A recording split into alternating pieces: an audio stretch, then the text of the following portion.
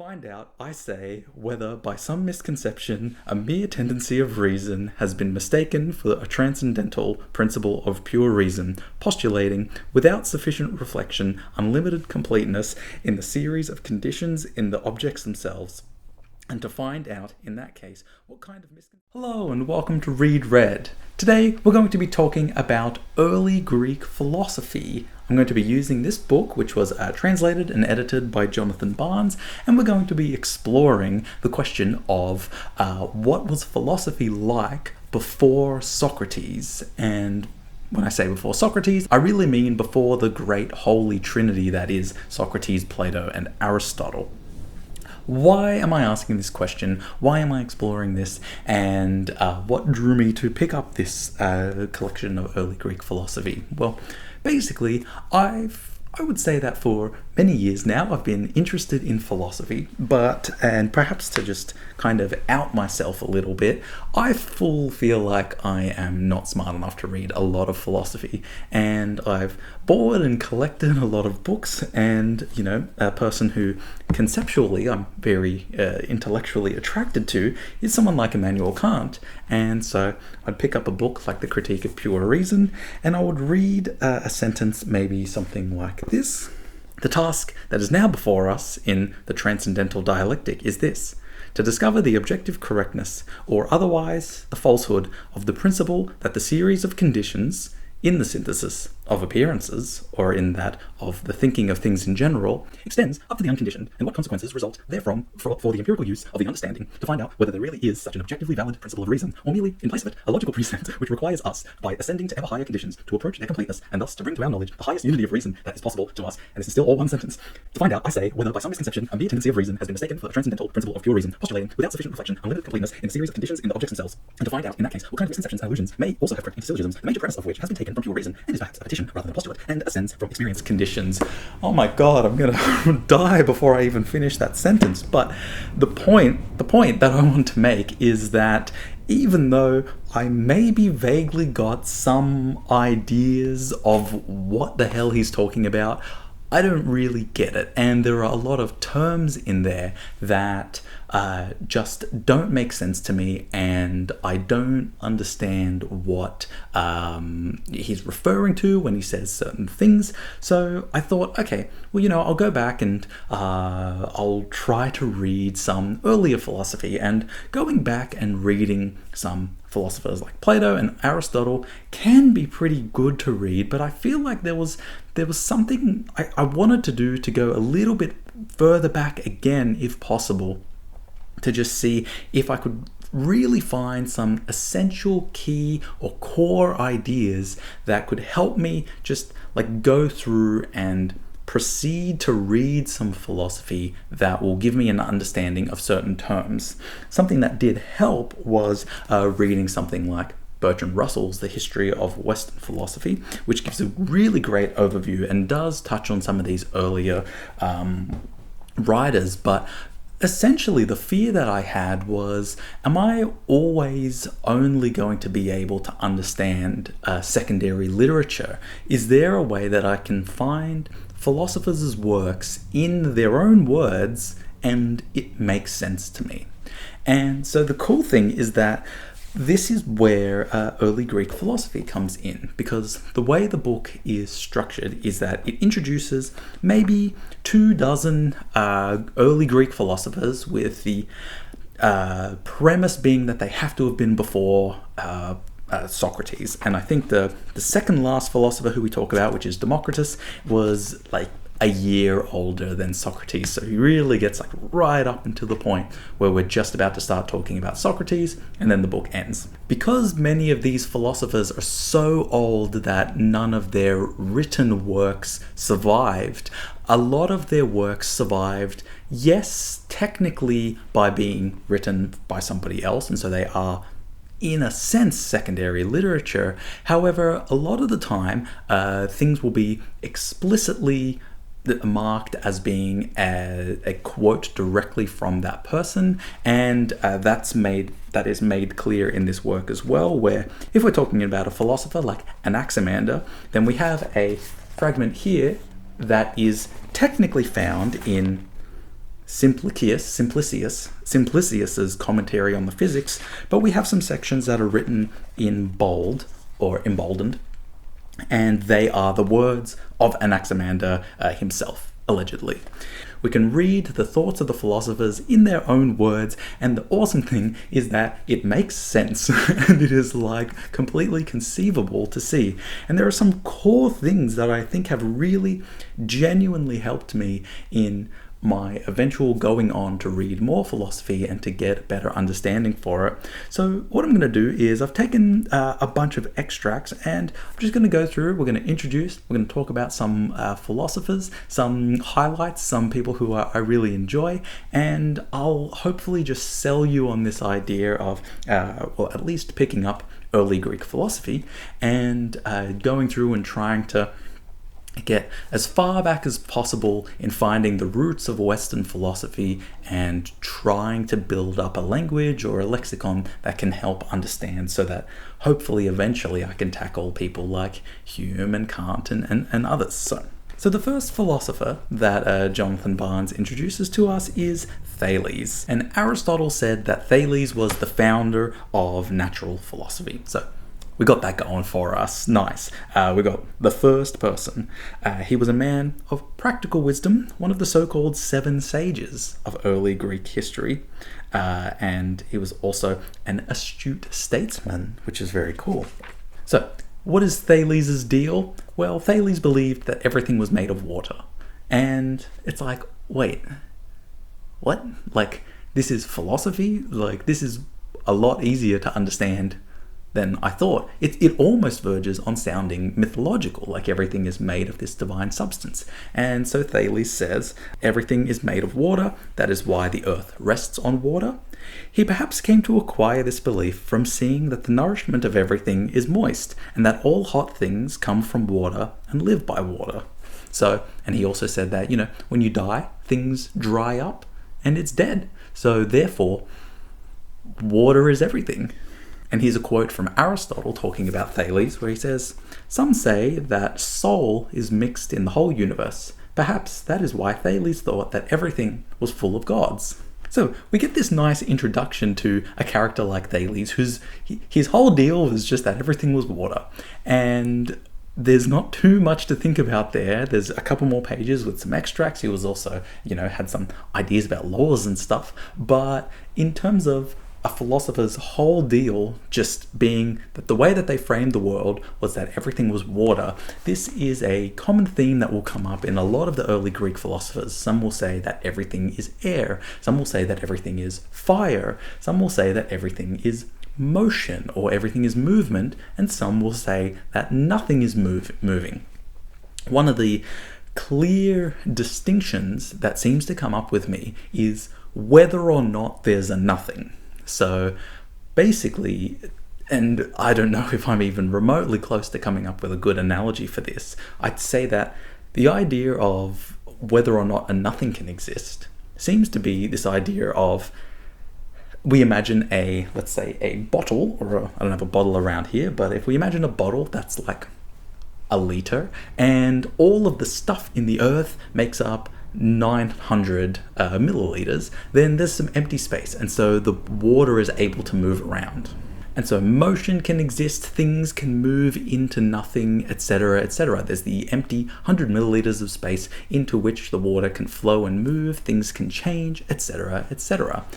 Now, some philosophers will assert that the boundary of the bottle is actually not a thing that is ever fixed as a liter, and if we have, say, 900 milliliters of water, then de facto, it's actually necessary that the bottle fully encompasses everything that there is. So if there's 900 milliliters of water, then the bottle that contains it is a 900 milliliter bottle, and the water cannot move. There's no empty space. It's absolutely, completely, fully airtight, and so nothing can move or exist. And yeah, I don't know exactly how well that describes it, but that seems to be one of the distinctions that early philosophers were coming up with, was, can stuff is there an empty? Is there a nothing? Lots of people are like, nah, there's no nothing, but some people think that there is a nothing, and that things can move into nothing, and that the world is composed of simultaneously limited and limitless things. Whereas, some people might say that the world is like a limitless thing. There's no empty. We're just living in a 900 milliliter bottle, but we have the ability to divide and understand and observe divisions within that 900 milliliter bottle. So yeah, that seems to be something that comes up. But let's keep moving on and let's talk about some other philosophers. Next philosopher we've got is Anaxander. Also came from Miletus, which is where Thales came from, and he's cool for two reasons. One, he's the first person to try and draw a map of the inhabited world. But then also, he said that a certain nature, or the limitless, is the principle of which things exist. That from it come the heavens and the worlds, and then it is eternal and ageless, and it contains all the worlds. He also calls it time, since the generation and destruction of the things which exist are determinate. So he's like, things are limitless, and everything that comes from everything existence comes from the limitless. And maybe we can't see it or observe it, but it's there and it's limitless. And I feel like that makes sense to me. I feel like I get that vibe. And similarly, he says that destruction and much earlier generation occur inasmuch as from limitless ages past, all things are renewed. So I guess there's some sort of idea it's making sense of like the infiniteness of the universe. I feel like I'm kind of vaguely grasping what Anaxander is talking about. So Anaxander, he's not buying the idea of an empty or a limited space. He's saying that the bodies and worlds seem to be limitless because if there was empty space, why is the stuff here and not there? Why is that empty and not here being empty? And so he says, hence, if mass is anywhere, it's everywhere. At the same time, if empty space and place are limitless, body too must be limitless. So Anaximander is a 900 milliliter bottle sort of guy. Now we've got Anaximenes, who is like a pupil of Anaximander and is pretty close, is agreeing on some stuff, but his big deal was that he was saying that everything is air. The form of air is this: when it is most uniform, it is invisible, but it is made apparent by the hot and the cold and the moist and the moving. It is always in motion, for what changes would not change if it were not in motion. Interesting. Things can move now, things can change, there can be motion.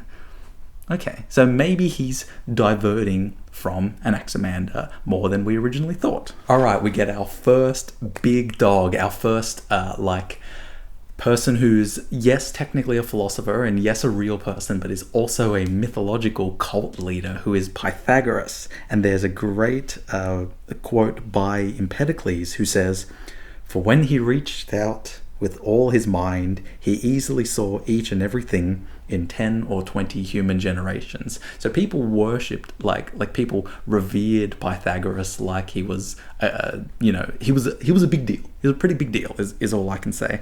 And of course, we know him from his theorem about sides and angles and the hypotenuse. But Pythagoras had a lot of things to say, and he was also one of the philosophers who went to Egypt to study, and that's a big kind of reoccurring motif, is thinking about Greek philosophers as having learned philosophy from the barbarians or from foreigners. And a really big thing that Pythagoras believed in was metempsychosis, which is just this transmigration of the soul, that your soul reincarnates, that he heard a dog barking in the street and was like, oh, that's my mate, and that he remembered past lives. So there's definitely some mystical, magical stuff going on, but Pythagoras was still an incredibly influential thinker, and I feel like you can start to see how people who developed philosophies that were really pseudo-religions, coming up to people like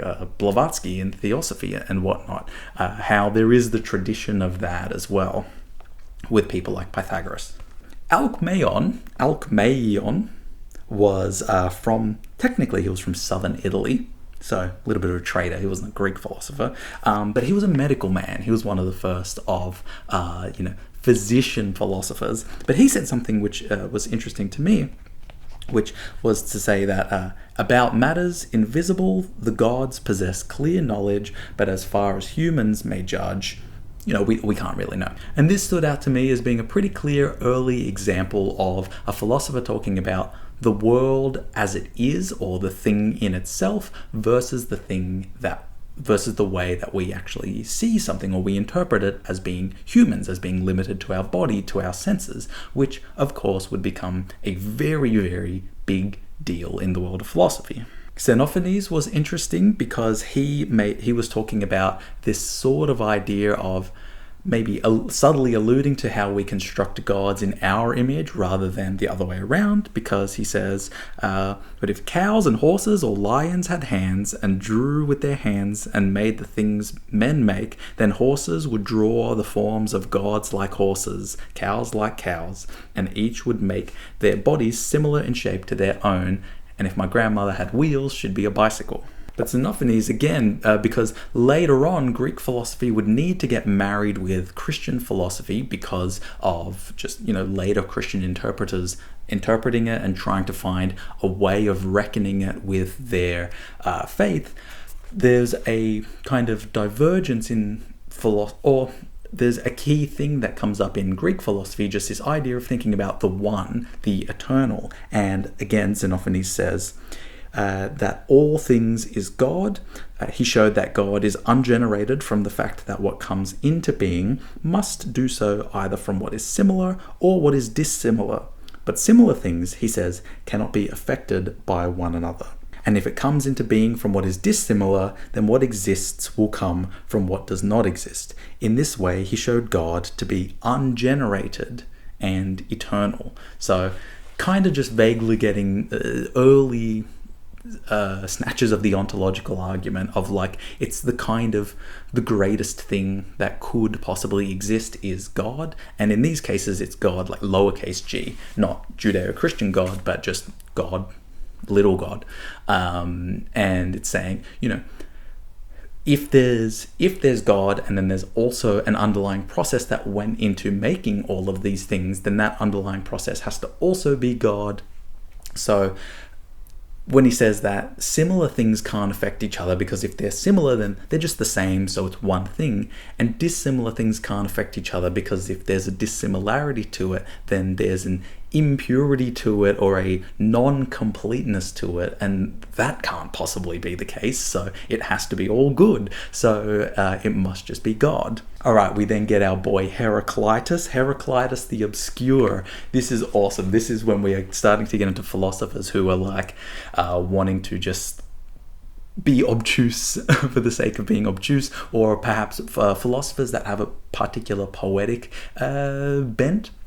And so the way that they contextualize things is in riddles and in paradoxical writings. And so I actually, reading about Heraclitus, got some vibes of it being similar to maybe Lao Tzu, who would, obviously the Tao Te Ching and creating these sort of aphorisms that would then go on to influence Zen paradoxes and koans. And I'll see if I can find something that describes. Heraclitus believed that all things had an exhalation, so maybe similar to the idea of all things being air. He's kind of thinking about the action or the process of air, and he's saying exhalations are given off by the earth and by the sea, some of them bright and dark, some of them bright and pure, others dark. Fire is increased by bright exhalations, moisture by the others. And Heraclitus also falls into the category of thinking that all things that are, and always will be are. The world, the same for all, neither any god nor any man made, but it was always and is and will be, fire ever living, kindling in measures and being extinguished in measures. This kind of concept of ever generation and destruction. He holds that there is a world that is eternal and a world that is perishing, and he recognizes that the created world is the former in a certain state. So lucky for us, we happen to be in the eternal world and not the perishing world. Heraclitus also If anyone knows anything of him, he's the dude who said you can't step in the same river twice. Still leaning into this general idea of what is and what is not and cannot be, Parmenides says, "What can be said and be thought of must be, for it can be, and nothing cannot." Got it? And Melius, he has a kind of more simple, clear way of explaining this, and I'll just read a couple of sentences. He's talking about his treatise on generation and destruction. "If it is nothing, what could be said about it as though it was something? If it is something, either it came into being or it has always existed. But if it came into being, it did so either from the existent or from the non-existent. But it is not possible for anything to come into being either from the non-existent or from the existent. What exists, therefore, has not come into being. Therefore, it has always existed." Kinda, yeah. So, okay, yeah, sure, I get you. I'm following you. "Since what comes into existence has a beginning, what does not come into existence has no beginning. But what exists cannot come into being. Therefore, it has no beginning. Again, what is destroyed has an end, and if something is indestructible, it has no end. Therefore, what exists, being indestructible, has no end. And what has neither beginning nor end is in fact limitless.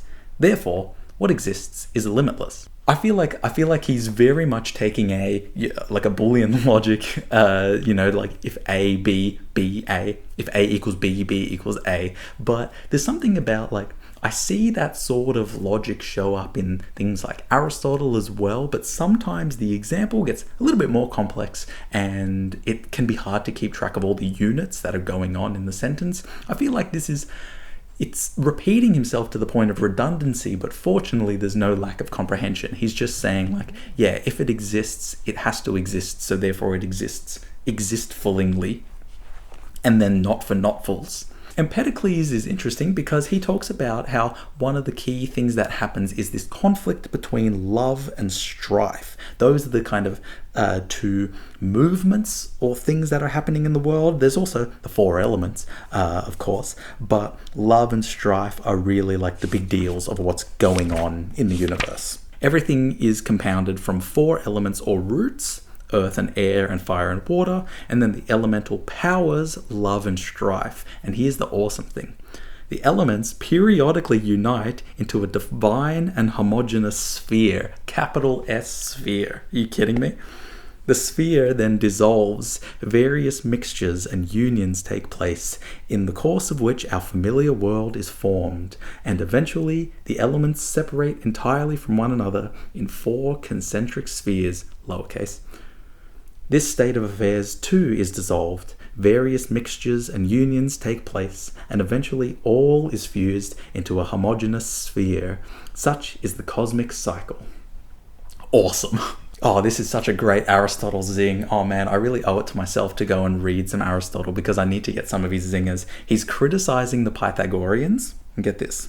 "Everything in numbers and harmony which cohered with the properties and parts of the heavens and with the universe as a whole, they collected and fitted together. And if there was anything missing anywhere, they eagerly made additions so that their whole of the theory should hang together. For example, since the number 10 is thought to be perfect and to include the whole natural of numbers, they said that the bodies moving in the heavens are 10 in number. And since only 9 are apparent, for that reason, they invent the counter-earth as the 10th.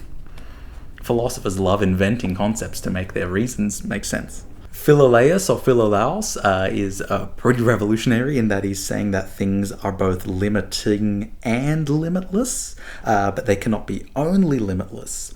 Now, since it is evident that they come neither from living things nor from limitless things only, it is thus clear that the world and the things in it were harmonized from both limiting and limitless things. Cool. I'm feeling like I'm vibing this. I'm liking the centristism of Philolaus or Philolaus. Anaxagoras has this idea of a kind of chaos theory, that the universe began as an undifferentiated mass, but then thought or mind worked on the mass and sculpted it and shaped it into the world. And then lucky last, let's talk about my boy Democritus. Democritus thinks that the nature of eternal things consists in small substances, or atoms, limitless in quantity, and for them he posits a place, distinct from them and limitless in extent. He calls place by the names empty, nothing, and limitless.